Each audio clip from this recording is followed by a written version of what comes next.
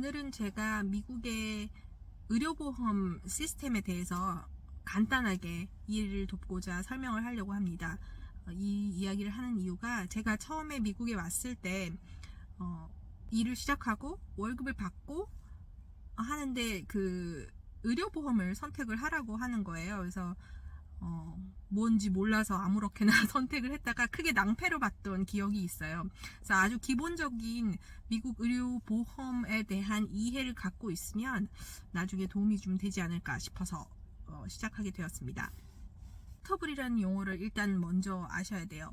회사에서 의료보험 회사에서 이거 우리가 이제 너가 아파서 병원을 갔으면 우리가 이거 커버해 줄게 이만큼 이라고 말하기 전에 우리가 써야 되는, 그러니까 본인이 자기 돈을 써야 되는 그 돈이라는 게 있어요. 그래서 한국 시스템으로는 상당히 이해하기 어려운 보험 시스템인데요. 좀 뭔가 억울하기도 하고, 저의 경우에서는 아니 내가 매달 꼬박꼬박 의료보험비를 내는데 또 내가 내 돈을 이만큼 써야지 의료보험이 시작되겠다 라고 하는 그 액수가 정해져 있다는 게 참 저는 억울하더라고요. 적응이 안 되고 지금까지도 저는 이게 참 그렇게 좋다고는 생각하지 않습니다, 개인적으로.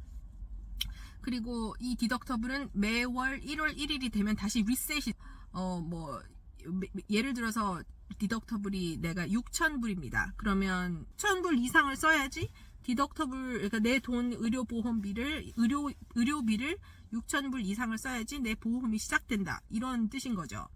처음엔 저도 이게 무슨 소린가 그래서 굉장히 힘들어 했던 기억이 나고요. 다행히도 디덕터블이 6,000불인 그런 보험들도 있긴 하지만 디덕터블은 많이는 없고요. 물론 옵션은 줍니다. 직원들이 그 의료보험을 선택을 할 수 있도록 한 옵션 한 3개에서 5개 정도를 주는 것 같아요. 만약에 내가 병원을 되게 자주 가는 아픈 사람이다. 그래서 보통은 좀 그 달달이 내는 프리미엄, 그러니까 보험비가 좀 비싸더라도 디덕터블이 낮은 것을 선택을 하는 걸 추천을 합니다.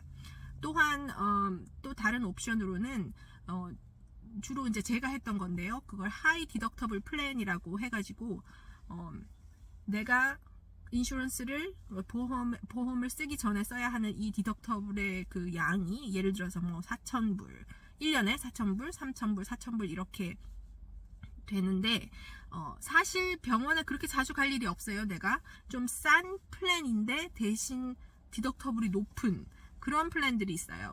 어떤 일이 생겼을 경우에 그 쓸 돈을 좀 모아두는 게 중요합니다. 다행인 것이 대부분의 회사에서 하이 디덕터블 플랜을 선택을 하게 되면 세이빙 어카운트라는 그 조그만 그 은행 그 데비카드 같은 거를 줘요. 근데 그 안에 회사에서 주는 돈이 아주 조금 이렇게 많지는 않더라고요.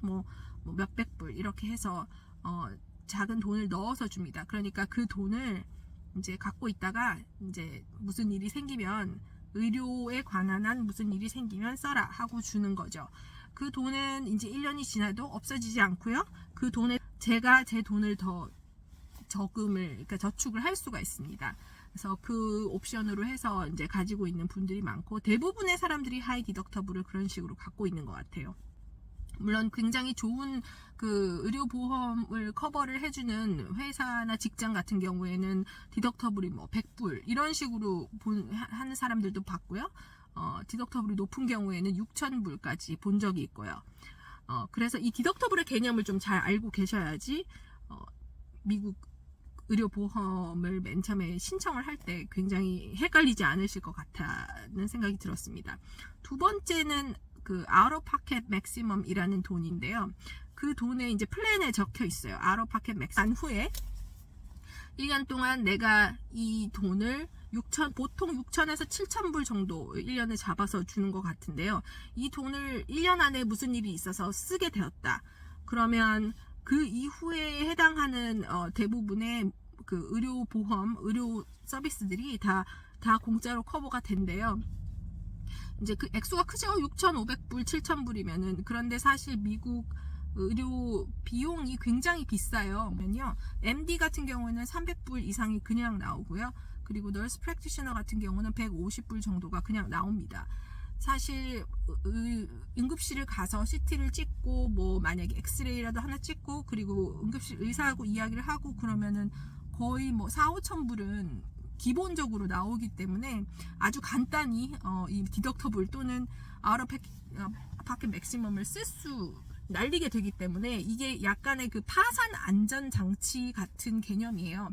그 세 번째 알아야 될 것이 인 네트워크랑 아웃 네트워크라는 개념인데요. 그 의료보험 회사들이 굉장히 여러 가지가 있어요. 그래서 어떤 의료보험 회사는 이런 의료기관과 인 네트워크 커넥션이 돼서 둘이 이제 거래가 되면은 여기서 네가 만약에 의사를 만나고 여기서 만약에 뭐 어떤 수술을 하고 하면 우리가 이만큼 커버를 해준다. 하지만 여기가 아닌 다른 병원이나 다른 우리와 네트워크가 아닌 곳에 가면은 그만큼 우리가 커버를 해줄 수 있는 가격이 떨어진다라고 얘기를 해줘요. 내가 가지고 있는 보험을 내가 가고자 하는 병원에서 받아들인 인 네트워크로 설정이 돼 있는가 아닌가를 확인하는 게 굉장히 중요합니다. 저희가 환자로서 전화를 걸어도 그쪽에서 보험이 뭐가 있어요? 라고 먼저 물어요. 그러니까 가장 중요한 게 보험인 거예요. 지금 여기서는 뭔가를 하려면은 내 보험이 무엇인지 이 플랜이 커버하는 것이 얼마까지인지 디덕터블이 얼마까지인지 아웃 오브 파켓 맥시멈이 얼마까지인지